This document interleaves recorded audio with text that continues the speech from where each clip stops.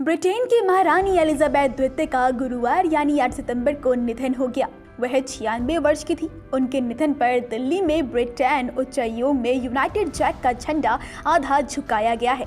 भारत में ब्रिटिश उच्चायुक्त Alex Alice ने एक ट्वीट किया है जिसमें उन्होंने कहा है, महारानी ने सेवा भाव से निरंतर का जीवन जिया है।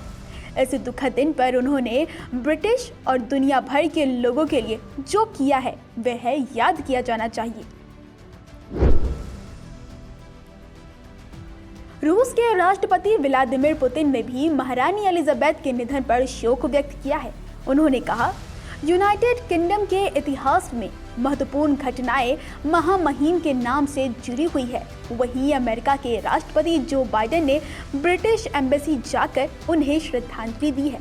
उन्होंने जिल बाइडेन संग ब्रिटिश दूतावास में महारानी एलिजाबेथ द्वितीय की मृत्यु के बाद एक शोक पुरस्कार पे हस्ताक्षर भी किए हैं। पीएम मोदी ने ट्वीट कर कहा, मैं उनकी गर्मजोशी और उनके सरल हृदय को कभी नहीं भूल पाऊंगा। एक बैठक के दौरान उन्होंने मुझे वह रुमाल दिखाया था जो महात्मा गांधी ने उन्हें उनकी शादी में उपहार के तौर पर दिया था। उन्होंने ट्वीट कर कहा, मेरी 2015 और 2018 में यूके की यात्रा के दौरान महारानी एलिजाबेथ द्वितीय से हुई मेरी मुलाकातें यादगार हैं। केंद्रीय मंत्री पीयूष गोयल ने कहा, महारानी एलिजाबेथ द्वितीय की मृत्यु पर मैं यूनाइटेड किंगडम के लोगों के लिए शोक व्यक्त करता हूं। वह सबसे लंबे समय तक राज करने वाली राजशाही में से एक थी और वे भारत की सच्ची दोस्त भी थी। पीएम मोदी ने अपने भावनाओं को भी प्रकट किया है जब उनसे मिले थे।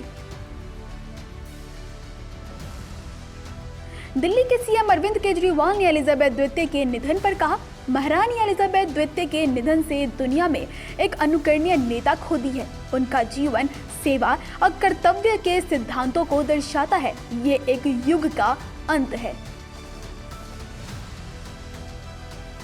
एलिजाबेथ द्वितीय के निधन पर ब्राजील में अनोखे अंदाज में उन्हें श्रद्धांजलि दी गई है। उनके लिए ब्राजील के कास्टल द रेडमर में विशाल मूर्ति पर यूनाइटेड किंगडम के झंडे के रंग को प्रदर्शित किया गया है। इसमें लाल, नीले और सफेद रंगों की रोशनी बिखेरी गई है। इससे पहले पेरिस में एफिल टावर की लाइटों को बंद कर दिया गया था। बता दें कि एलिजाबेथ द्वितीय ब्रिटेन पर सबसे लंबे समय तक राज करने वाली शाही हस्ती रही है। वह 70 साल शासन की शीर्ष पर रही।